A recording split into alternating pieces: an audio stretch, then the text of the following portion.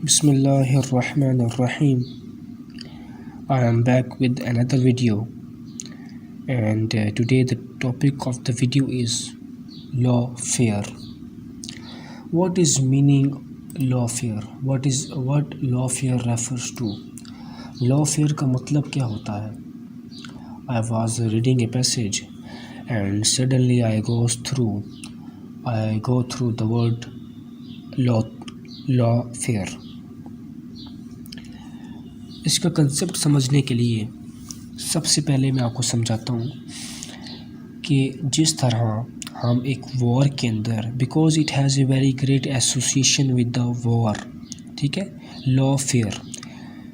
जैसे एक वॉर के अंदर हम weapons, ammunitions, bombs, ballistic missiles इस्तेमाल करते हैं किसी दूसरे ओपोनेंट को वीक करने के लिए या उसको डिस्ट्रॉय करने के लिए, उसको डिमिनिश करने के लिए, ठीक है, उसकी पोटेंशियल को लूज़ करने के लिए हम ये तमाम वॉर के अंदर ये तमाम स्ट्रेटजीज़ अप्लाई करते हैं।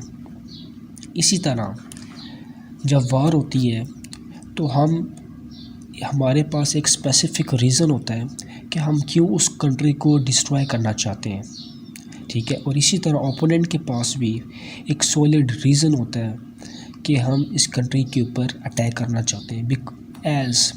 एज़ अगर मैं आपको रिसेंटली एक एग्ज़ाम्पल दूँ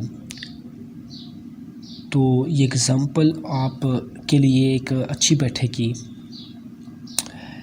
कि जो वर्ल्ड लाइफ एग्ज़ाम्पल्स होती हैं ना, उससे इंसान बहुत अच्छी तरह समझ जाता है। मैं आपको अगर समझाऊँ तो रिसेंटली जो पाकिस्तान और इंडिया का कॉन्फ्लिक्ट हुआ है, the conflict between Pakistan and India due to the Pahalgam attack, Indian military has launched an operation named as a Sindoor, and Pakistan in the retaliation launched an operation named Bunyanul Marsus. अब Pakistan India के पास क्या reason था जो उसने सबसे पहले initiative लिया? As we all know that it is completely false flag operation, but for example, if we make it legal for some time for clearing our concept, तो इंडिया ने एक रीज़न इस्तेमाल किया कि Pakistan has attacked in our Kashmir and killed 26 people based on their ethnicity, ठीक है। अब उसको एक रीज़न मिल गया। अब उस रीज़न की बिना पर on the basis of that reason India attacked on Pakistan, ठीक है। अब इसकी रिटालिएशन में पाकिस्तान आगे फर्दर रिटालिएट किया। अच्छा, अब ये जो रीज़न है ये क्यों ज़रूरी है? ये रीज़न इस वजह से ज़रूरी है because there are the laws of war की भी लॉ होती है ना, किसी जंग को करने की भी एक लॉ होता है, एक कानून होता है। इंटरनेशनल जो है उसने एक लॉ बनाए हुए हैं कि अगर आप वार को शुरू करना चाहते हैं तो वार के अंदर मुख्तलिफ़ कानून हैं, ठीक है। उसमें से एक ये भी है कि आपके पास एक सॉलिड रीज़न होना चाहिए किसी के ऊपर हमला करने से पहले। अगर आपके पास रीज़न नहीं होगा तो जो इंटरनेशनल कंट्रीज़ हैं like the US, the United Nations of America, ठीक है, US, ठीक है, वो क्या करेगा? वो डिसएग्रीमेंट शो करेगा, ठीक है। और इसी तरह जो चाइना है और मुख्तलिफ़ ममालिक जो हैं वो क्या करेंगे? वो आपको एक रेड लाइन शो करेंगे, you are violating the war laws, ठीक है। अच्छा, अब आपको ये तो समझ आ गया कि वॉर के अंदर हमारे पास कोई रीज़न हो तो हम किसी को कमज़ोर कर सकते हैं, किसी के ऊपर अटैक कर सकते हैं, किसी को डिमिनिश या वीक कर सकते हैं, किसी को डिटीरियोरेट कर सकते हैं। अच्छा, अब हमारे पास कोई रीज़न नहीं है, ठीक है। I am coming towards the concept Lawfare. अब हमारे पास कोई रीज़न नहीं है اور پھر بھی ہم کسی کو کمزور کرنا چاہتے ہیں، کسی پولیٹیکل پارٹی کو یا کسی اوپوننٹ کو، کسی دشمن کو ہم کمزور کرنا چاہتے ہیں، تو ہمارے پاس کیا ہوگا؟ ہمارے پاس کوئی سولڈ ریزن نہیں ہے تو ہم اس کے اوپر حملہ نہیں کر سکتے نا۔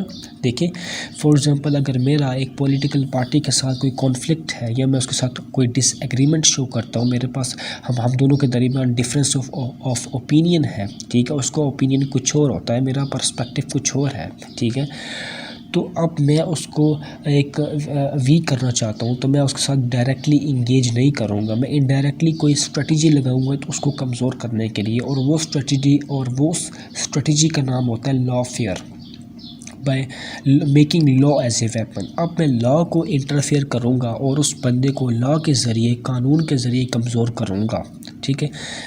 Now there is an interesting آپ کہہ سکتے ہیں کنسیپٹ آتا ہے، ٹھیک ہے۔ اب میں لا کو کس طرح استعمال کروں گا؟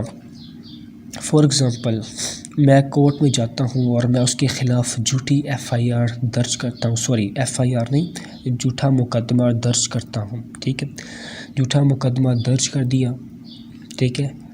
اب وہ کیا ہوگا؟ اب وہ بندہ، ٹھیک ہے، اب اس بندے کی ریپوٹیشن خراب ہو جائے گی، ٹھیک ہے، in front of the nation as well as in front of the political party, ٹھیک ہے۔